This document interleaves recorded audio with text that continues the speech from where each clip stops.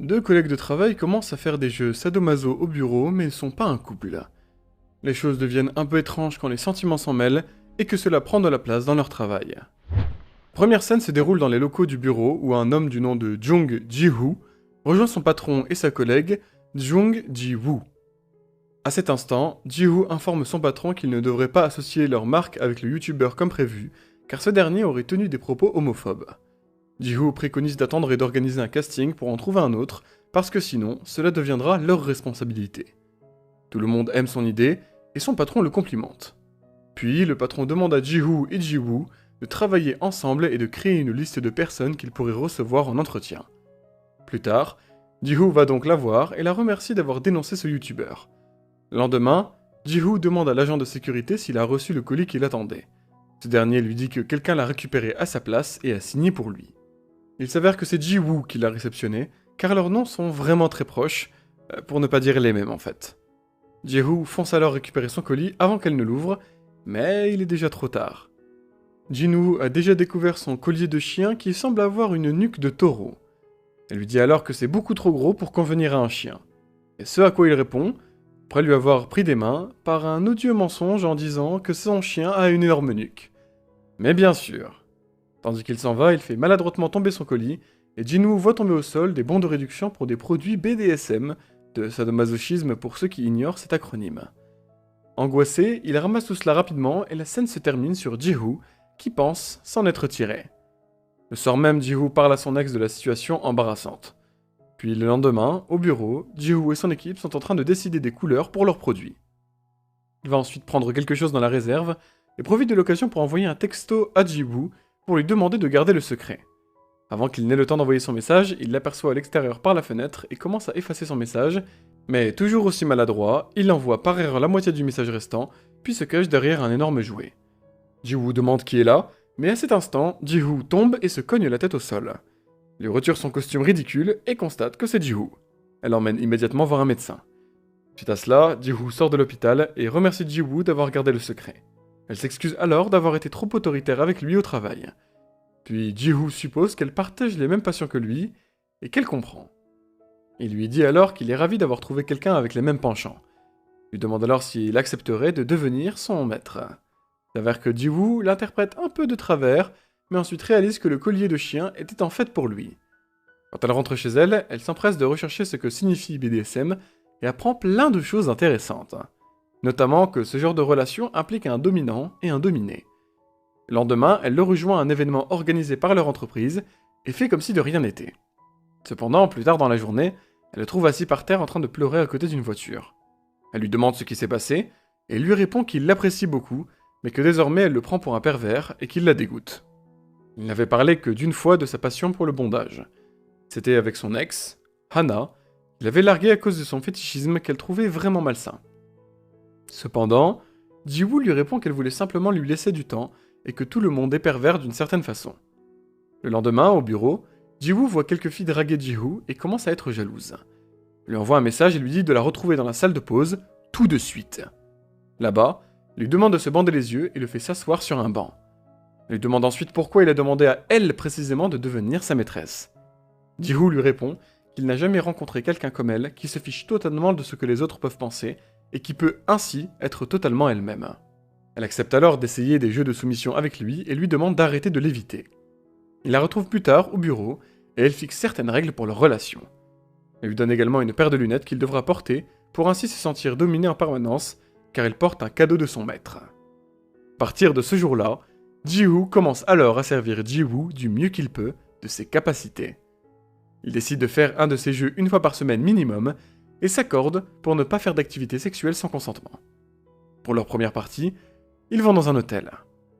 Ji-woo lui ordonne de porter le fameux collier de chien et décide que leur premier jeu sera celui du chien et de sa maîtresse. Elle le traite en effet comme un chien et lui se sent vraiment heureux. Elle s'amuse à le nourrir dans sa main et Ji-woo va même jusqu'à pousser quelques aboiements. Ji-woo a apporté un gâteau pour son anniversaire car elle veut être le premier à souhaiter l'anniversaire de sa maîtresse.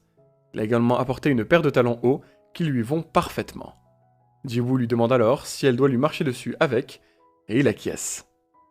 Il se met à quatre pattes et elle commence à lui marcher doucement dessus.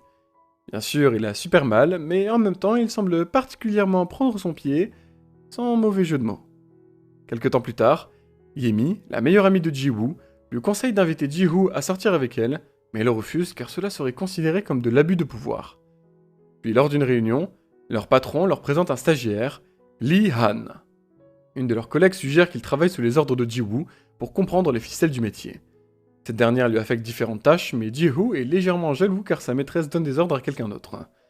Suite à cela, Ji-woo se rend dans un magasin spécialisé pour acheter de nouveaux jouets pour leur activité du week-end. Cette semaine-là, Ji-woo est allongé dans la baignoire avec sa bouche fermée pendant que Ji-woo lui verse de la cire brûlante sur le dos. Le couple commence à faire de plus en plus de jeux de ce genre et en même temps travaillent ensemble comme si de rien n'était. Leurs jeux deviennent de plus en plus intenses et Ji-woo commence à devenir de plus en plus jaloux de Lee-han. Pour le punir, il lui demande de défaire sa ceinture et d'enlever sa veste pour qu'elle le fouette. En réalité, elle ne fait que frapper sur la table et non sur Ji-woo. Cependant, pour cette raison, Ji-woo n'est pas satisfait de cela et lui demande de réellement le punir ou au moins de l'insulter. Quelque chose quoi. C'est exactement ce que Ji-woo va faire, elle le traîne par sa cravate hors de la pièce et commence à l'incendier pour tout ce qui se passe au bureau. Sa colère, elle brise même le grade d'eau de quelqu'un. Et tout cela émoustille Ji-woo. Puis nous voyons que Ji-woo commence à avoir des sentiments pour Ji-woo, et ils décident alors de faire leur prochain jeu dans un cadre professionnel. Ils enfilent leur tenue de dominant et dominé, et Ji-woo commence à le frapper avec un véritable fouet. Après leurs ébats, elle nettoie ses plaies et lui demande s'il aime vraiment toute cette douleur. Il lui répond que oui, car c'est ce qui le définit. Des jours plus tard, Ji-woo l'emmène dans un café et lui dit qu'ils sont là pour leur prochain jeu. Elle place une menotte à son poignet et l'autre sur celui de Ji-woo. Elle lui ordonne ensuite de rester collé à elle toute la journée. Ils mangent un bout tous les deux dans le café et Ji-woo le nourrit avec ses mains. Puis elle se décide enfin à l'inviter à un rencard avec elle. Après un moment de réflexion, Ji-woo refuse, car il n'était pas censé être en couple. Ji-woo commence alors à regretter sa demande. La nuit de ce même jour, Ji-woo fait de nouveau des cauchemars de sa rupture avec Anna, qui l'avait appelé pervers et l'avait largué comme un chien lorsqu'il lui avait annoncé ses fantasmes. Après quelque temps, Ji-woo et Ji-woo décident de faire leur dernier jeu car leur contrat de 3 mois arrive à échéance. Pour ce grand final, Ji-woo attache Ji-woo et commence à le gifler. Puis, elle se penche vers lui et commence à l'embrasser, et le couple s'embrasse alors passionnément. Cependant, Ji-woo commence à devenir un peu agressif, alors elle le repousse. Ji-woo commence alors à pleurer et lui dit qu'elle ne sait même pas ce qu'elle est en train de faire. Ji-woo s'excuse et elle le détache de ses liens. Il essaie alors de la convaincre de rester, mais elle rentre chez elle. Un soir, quelques jours plus tard, elle reçoit un appel d'Anna qui lui dit de vérifier ses emails. Dans sa boîte de réception, elle découvre un enregistrement vocal de leur jeu au bureau. Il semblerait qu'elles aient été enregistrées et désormais tout le monde au bureau est au courant. Ils sont convoqués à un conseil de discipline et les dirigeants leur demandent de quelle nature est exactement leur relation. Ils se permettent même quelques blagues bien graveleuses et commentent de façon un peu humiliante. Puis Ji-woo intervient et leur dit que cela suffit.